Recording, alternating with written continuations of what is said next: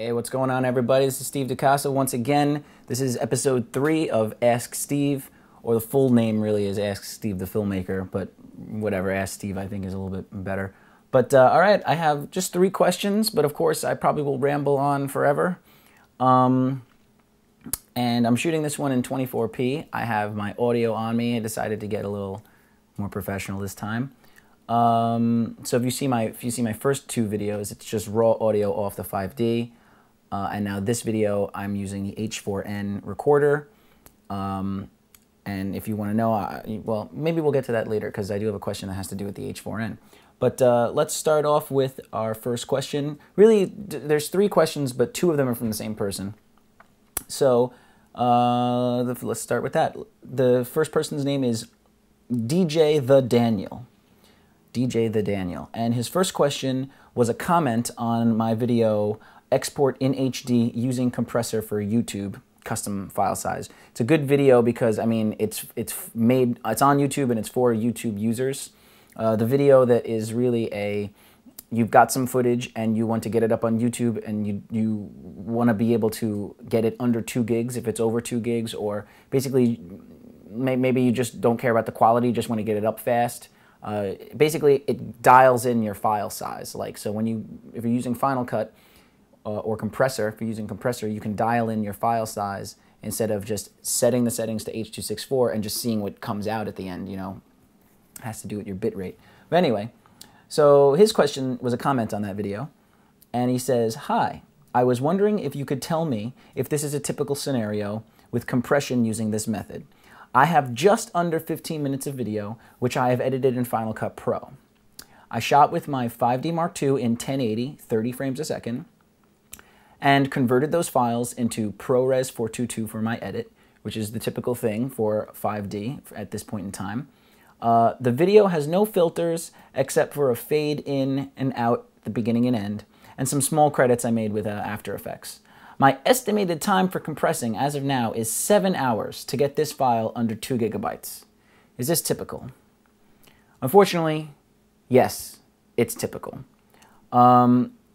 But it depends on your processor. If you have a Mac Pro 12-core processor, 12 processors, if you have like a $5,000 machine, then a task like this will probably take an hour, But I'm assuming you have just, maybe a MacBook Pro, maybe you've got a laptop, maybe like a 2.86 dual processor, maybe i7. My computer, I don't have a top-of-the-line computer either. It's just so much money. I have a refurbished iMac. It is, what does it do? It is a 3.06 Intel Core i3. But I have it maxed out with RAM. I have 16 gigabytes of RAM on it, which helps. But if this was a, 12-core or an octa-core, it would go a lot faster. Converting and compressing files really is processor demanding. So if you have more power in your computer, it's going to take a shorter amount of time. My thought on the process is, if it's something you do all the time, if you're compressing and converting all the time, if you're a production house and this is something that you do all the time, then it benefits you to have a very top-of-the-line, fast computer so that you're not bogged down on time and you can get to more clients. The faster you get something done, the faster you can get to another client, the faster you can make more money. So, and that would pay for your Mac Pro, your tower.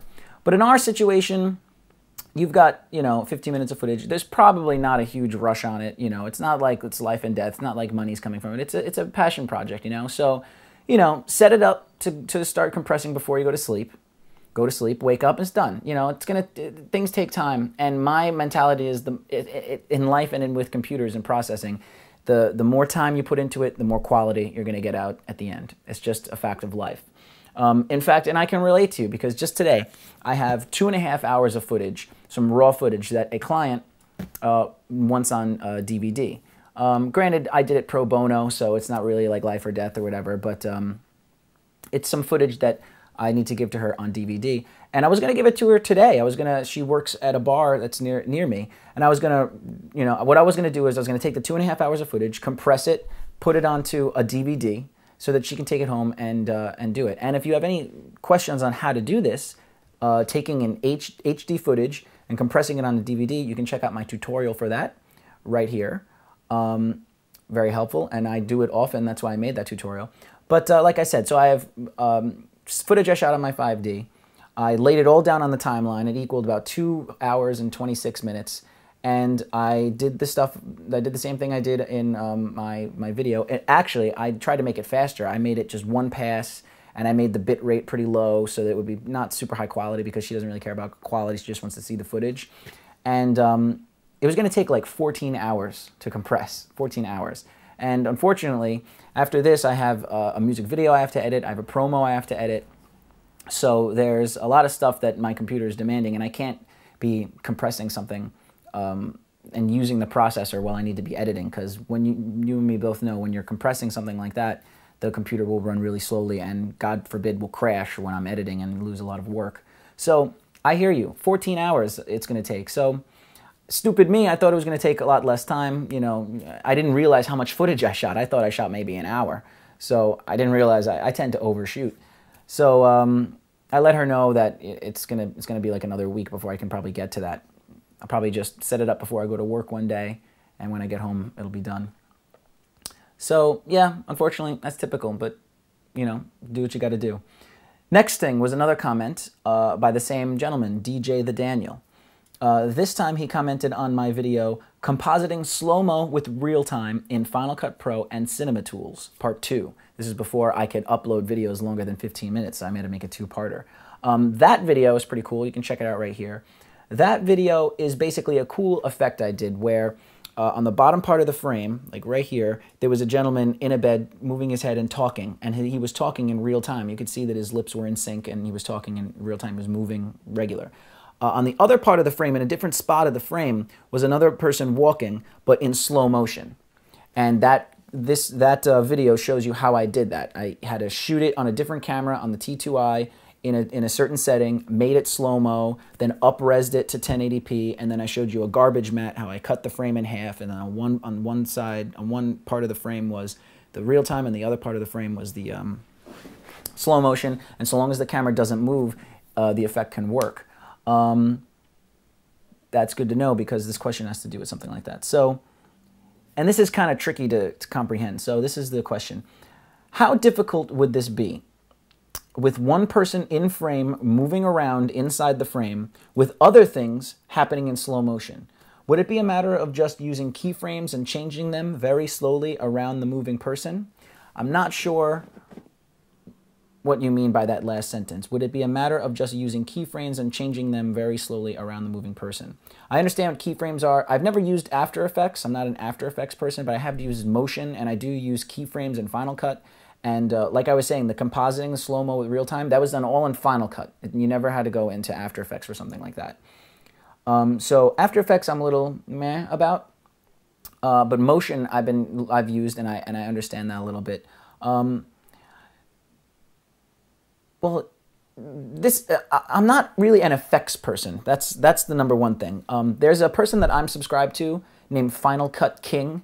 His name is something Jason King, or his name is something King. So he calls himself Final Cut King. But really, he should call himself like the Visual Effects King or After Effects King, because a lot of his videos, like he has lots of good stuff. Like he just released Jedi Kittens and another one, Jedi Kittens Strike Back. It's awesome. It's like kittens and they're using lightsabers. That's great.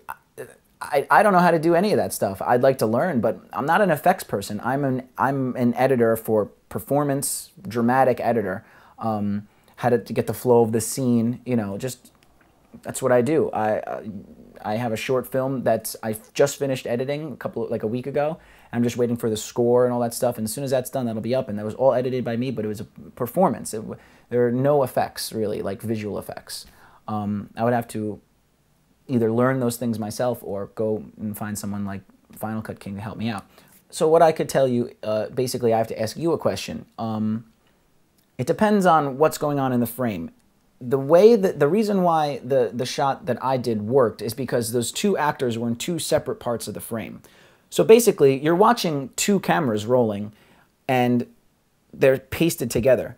since the camera never moves, the camera's on a tripod, you're watching two shots, but nothing changes in the scene. If we would have like taken something in the background and moved it or something, it probably wouldn't have worked. Or if the bed moved slightly between takes, it would have screwed up the whole shot because they wouldn't be put together the right way. That's how that shot can work. So if the person in your shot that's moving in real time, if those objects around him don't cross in front of him or don't cross behind him, or if he's here doing his thing and the other object, if he's here doing his thing and the objects moving in slow motion are here and they never cross into his area, even like up here or down here would be okay, just so long as it doesn't like cross in front of him, you'll be okay. If the person's like, say, in the middle of the frame and like, let's say he's here and somebody slow motion walks near him, around him, anywhere and crossing in front of him, you would need to shoot one of those elements on green screen so that you could key out the background and lay that in so it can go across. So let's say you shot something like, or let's say it was just like, let's say like it's me standing here talking to you and a bird is flying by in slow motion. You would need to film a bird in green screen, or bird would be hard. Something that moves that can fly around. Let's just say, for the sake of argument, it's like a dream sequence, and you have like chattering teeth, and the chattering teeth is floating around my head, but in slow motion. Chat, chat, chat. You'd have to film the chattering teeth on a green screen, you know, lit with the same lighting that I'm in now, you know, and so that matches, and then in post, make it slow motion, key out the green so that it basically is just him and everything in green is not there anymore. It's like a big hole. And then just composite him over me or over the person in the frame and move it, physically move it from, so keyframe, keyframe. And maybe that's what you're saying by, would it be a matter of just using keyframes and changing them slowly around the moving person? I guess so. Let's say if it's a bowling ball and it's floating around me. Just shoot the bowling ball on green screen, key out the green, and then just have it slowly move around me. If it's something in and of itself, the object that is something that's fast, like let's say a hummingbird's wings or something, you want to be able to showcase that it is moving in slow motion and around me, then you need to obviously shoot that thing in slow motion. But if it's just an object that's moving slowly, then obviously just animate it slowly. It doesn't have to be shot in slow motion or anything like that. That's really all I can say on that. So if the objects are interacting, if they're crossing in front of each other, you need to do green screen. If they're not, if it's in two separate areas of the frame, you can just film the two separately, do not move the camera, and then just cut the frame in half and put one shot on one side and one shot on the other side, and it should work. So that's that. The next question is a long one. I will read the whole thing, and then I'll get to it. This is from ABO Locks or Abolocks, I'm not sure. This was a message that he sent me. He commented on a video, which he mentions, and then he sent me a longer message.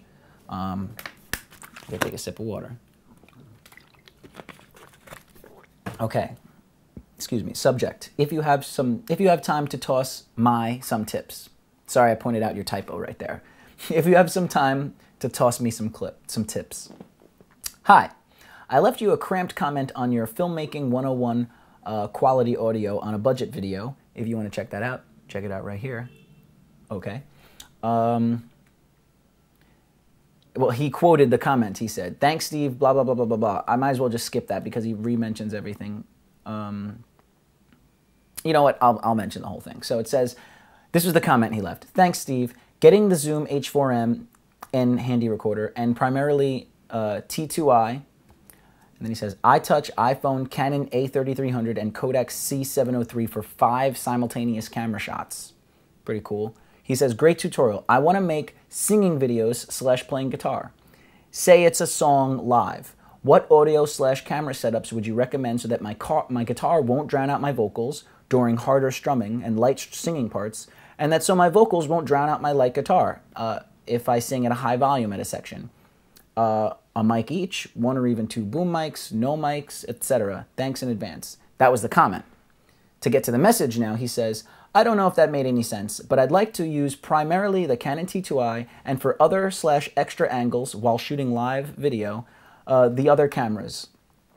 Though I will lose picture quality for those short seconds away from the T2i, as far as audio, I'm hoping you can tip me on how to get a good balanced sound from my good balanced sound from my vocals and guitar, even though at times my guitar will be louder than the vocals, and at other times the vocals will be louder than the guitar, all in the same live performance. I just want to make sure at all times that the guitar and the vocals can be heard and not completely drowned out.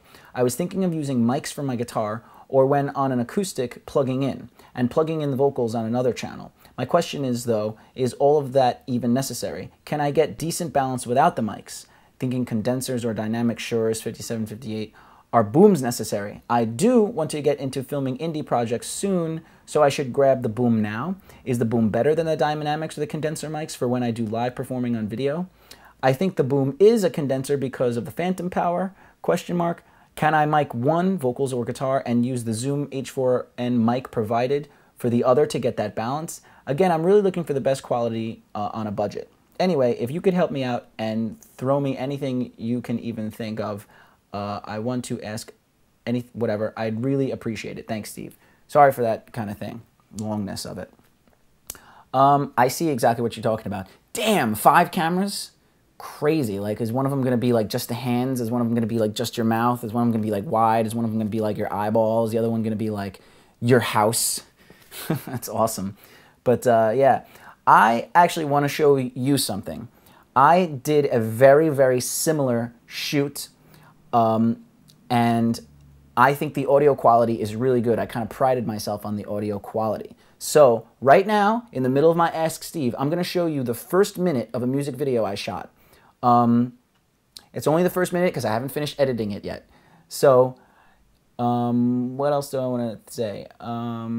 So basically, take a look at this video, pay attention. Oh, the one big disclaimer is this is a live performance. This was, the audio you're hearing is not dubbed in afterwards like a music video. So it's not, the difference between this and a music video would be that a music video is a video where they're singing and playing, but they're lip syncing. They're just mouthing the lyrics. Whereas this video you're gonna see, and the videos that Abelox are gonna make, are live performance videos where what you're seeing is what you're hearing.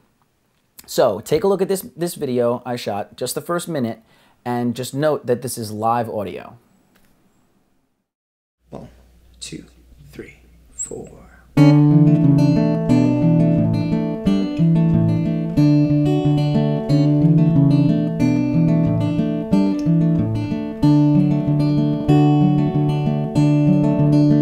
Ooh, and teach me to have fun again. I'm taking life too serious, and the moments that are passing me will only pass me by and take me disappearing through your laughter and your smile again. Oh, and I will try to find again the feeling I once knew.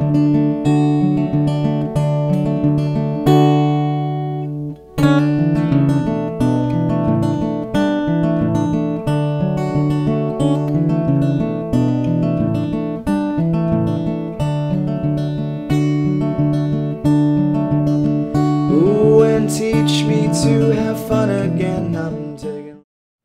Okay, I am happy with the sound on that. I think the sound came out very well on that. Now, all these questions and all these things. Now, are you happy? Are you like the sound on it? I think the sound's pretty good. So saying is that is what you want. That kind of audio is what you want. And I know that the strumming doesn't get very hard or the singing, whatever, but it's balanced. I'll tell you how I did it. Basically, all these things that you're saying here, like this thing and that mic, and should I do this and should I do that, what you're listening to in that clip was 2 channels in the H4n. One channel was a boom mic. The boom mic, you can't see it in the shots, but the boom mic was just out of frame. So the boom mic was, when the camera was completely far away, my widest shot, that right out of that frame is where I put the boom mic. The shots from the side, where you're kind of seeing from the doorway and you're seeing them from the back, We purposely made that shot that way so you can't really see the guitar and you can only see the side of his mouth, because those shots we did without recording audio. The only time that you're seeing audio recorded live is when you're looking at him dead on. All the shots from the side, which in this, I don't know if there's many, but like the opening shot and there's a couple of shots from the side, that he just did, I didn't record audio for that. That was dubbed. Those shots were dubbed.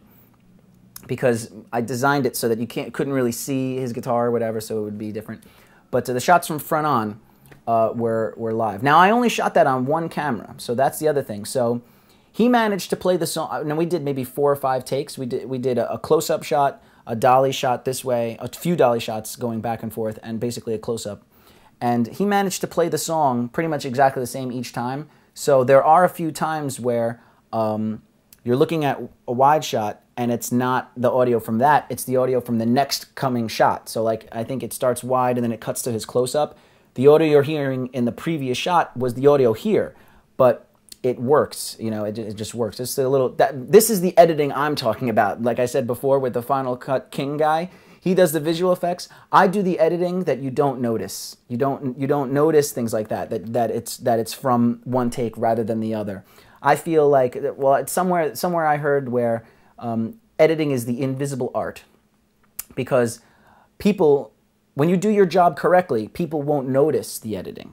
That is what I consider to be the true editing. Well, not to say that there's false editing, but that's where the craftsmanship and the artistry and the skill comes from, is doing editing and editing so that people don't notice the editing. That's the key. So to talk about it, especially to talk about editing, is kind of funny too, because it's a visual thing and to put it into words is hard. But anyway, sorry, I'm going on a tangent here. So we shot that with one camera, multiple takes, and I audio edited multiple takes together. So one shot you're seeing the audio from one take, then I put a nice transitional fade to another take. You could never tell that there was an edit, I hope. You could never tell, because I would stagger them. Whenever the video cuts, it doesn't just automatically cut to the other audio. I would actually have that audio, like if this was the visual cut here, the audio cut would have been previous to it back here and then eased into the cut. So you'd never be able to see a stark cut or the sound cut. And I was lucky because my friend Abir, managed to play the song at the same cadence and the same tempo each time. We did like 5 takes. It's his song, so it wouldn't be hard for him to play it the same each time. Now, as for the sound, how did I record that? I used 2 channels. The guitar is plugged directly into the H4n. So it was an acoustic electric. It was an acoustic guitar, just a single patch cord right into the guitar, running behind the chair, down and around to the H4n. Pretty simple. The way we controlled the level with that is he has a volume level on his guitar. So we recorded it and got it to a good level, but I did a lot of leveling in post. So we just tried to get, and if you watch the high quality, if you watched my tutorial that I made that you can see again right here, I tell you the -6 mark is where I like to go for loudness. I don't ever like the audio to get past -6. Usually, what I didn't mention in that video is that usually in post, I bring the audio up even further. I bring it up much louder than sometimes I even put some gain on it, because gain with audio, you really can't, doesn't bug me at least, but you don't ever want to record something too hot. In post, you might be, oh wow, you know, this was really low. Bring it up. You could always bring it up, add gain, you know, you might get a little bit of hiss, but sometimes hiss sounds good, I don't know. But you never want to record anything too hot. So I always try to make sure that the peak of the audio loudness is -6 on the H4n. And that's something you should do as well. When you're recording on the H4n and you get to sit down, look at the levels, strum as hard as you can, strum the hardest you think you're going to get in the song. If it's going past -6, bring down the record level of your H4n, or bring down the volume level of your guitar.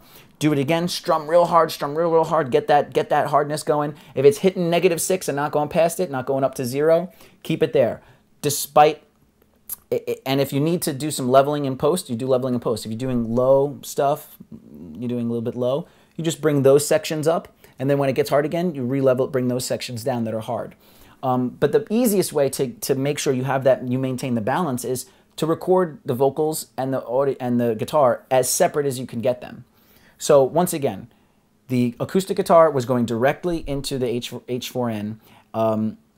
Clean, nice audio, leveled to -6 or wherever we had it, good. The other thing, since it's live recording, was a boom mic. Like I said, the boom mic was as close to him as I could get, allowing for the shot.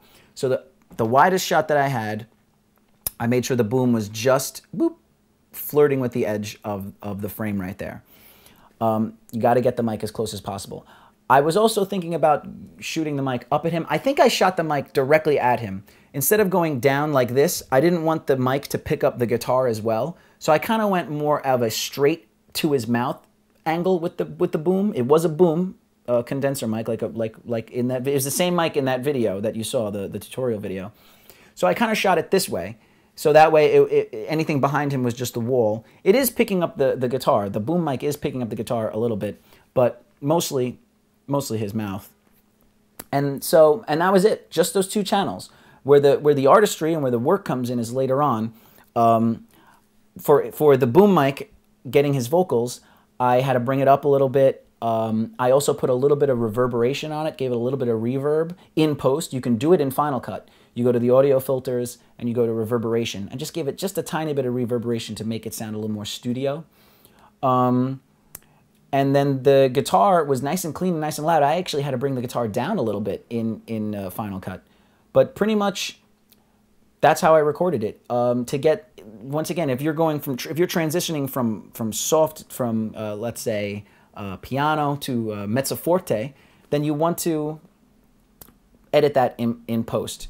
You just wherever it gets louder, you want to be able to hear it. If the guitar gets louder, just bring it to where you need to, and you can do that on the timeline using keyframes on the timeline.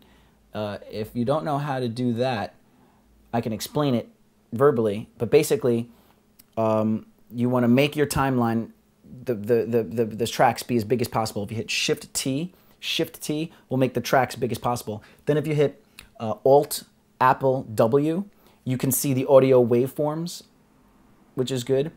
And there's a command, I forget what it is, honestly, I should probably look it up, but there's a little button on the bottom. You click that, and on your timeline, there'll be this little red line that goes across. That's your level line. You can see your level. You click the P for the pen tool. You click, so here's the line, that audio level line. You click the P tool. You click on the line, and a little dot comes up. You click over here, boop, another dot comes up. And then when you click and hold one dot, you can bring the level up, and there'll be a line, so you'll see it go up. Basically, once again, Shift T, make the things big, Apple waveform, make the things big, and then that little button on the bottom, click that, you'll see the levels. But yeah, so it's just gonna be a matter of editing the audio in post, and then hey, use the multi-clip tutorial. Boop, multi-clip tutorial. After you edit the audio the way you'd like, make the multi-clip so you can do the clicking between. And if you want to know how to do the multi-clip, once again, the tutorial that I did on multi-clip should be pretty good. So I hope I didn't just talk in circles, and I hope I actually answered your question. But like I said, well, I could give you some theory on it real quick. Just be simple about it. What you need to do is you need to try and separate the sounds as much as possible. You need to get the guitars clean without any vocals in the track, and you need to get the vocals clean without any guitar in the track. For a live performance, it's super hard to do because the guitar is physically right near the mouth, so it's going to be hard. But in order to get a good balance for editing, you need to try and separate them as much as possible. So I did a boom. I shot it right here. I didn't shoot it down because I didn't want the boom to pick up the guitar. I shot it kind of like at this angle with the background here, and I tried to get it as close to my mouth, Abir's mouth, as possible, so that the singing will have the least amount of guitar in it. The guitar I didn't have to worry about because the guitar was plugged directly in and it was clean. There was no audio on the guitar track at all. So that's awesome. So I could always bring that down when need be if it was too loud.